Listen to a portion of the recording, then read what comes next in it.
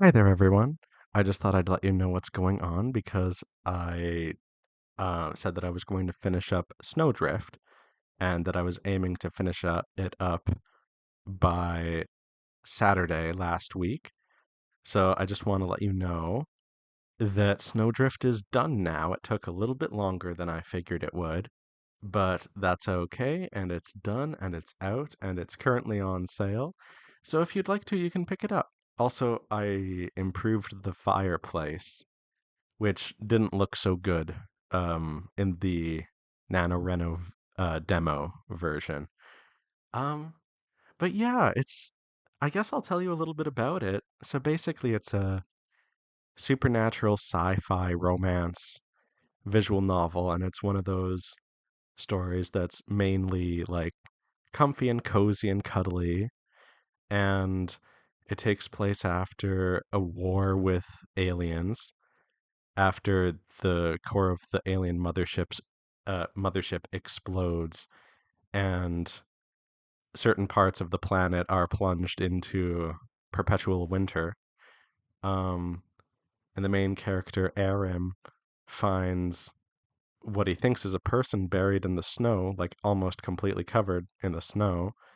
Um, but thankfully, when he uncovers her, he realizes that it's actually a robot, which is nice because he was worried that it was a person who was dead. Um, but even though it's a robot, not a person, he realizes that it's not like it's a combat robot that was just sort of left there destroyed during the war or anything.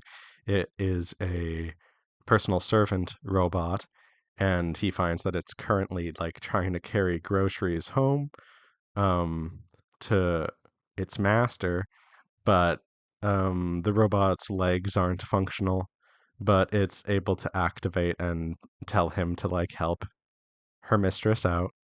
And yeah, so he takes the robot back to her mistress, Rosim, and also takes the groceries. And Rosim's very thankful because she is bound to a wheelchair, so she was relying on her robot to get her food from the grocery, which is still open, though the population has dropped drastically, as you could imagine.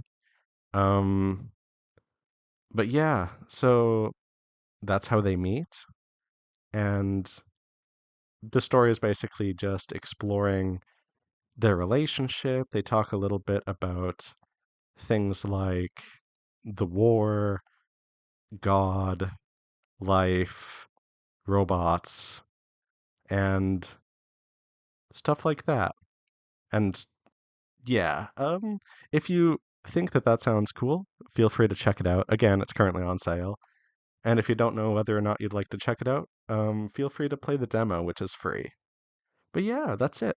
Now I'm going to shift gears and start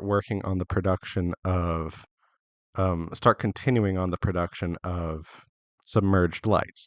I don't think I'll have Submerged Lights done by the end of this month after all, just because well, two reasons. So working on Snowdrift took longer than I thought it would, and so it ate into the month more. And also because working on Snowdrift took longer than I thought it would, that just sort of puts my scope in check. And it's like, okay, Submerged Lights is a little bit of a bigger game. It has more art assets. I'll probably need to go through the text and edit stuff. It'll take a while to draw things.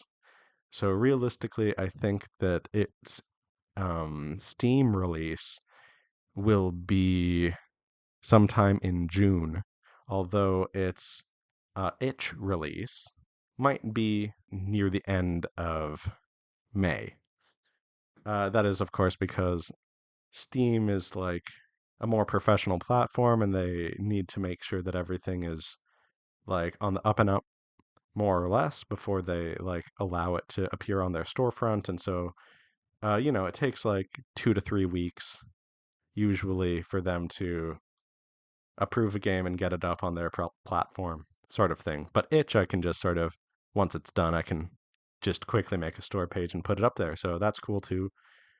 But yeah, so that's what I'm going to be doing. And thank you guys. And I hope you enjoy Snowdrift. I like it a lot.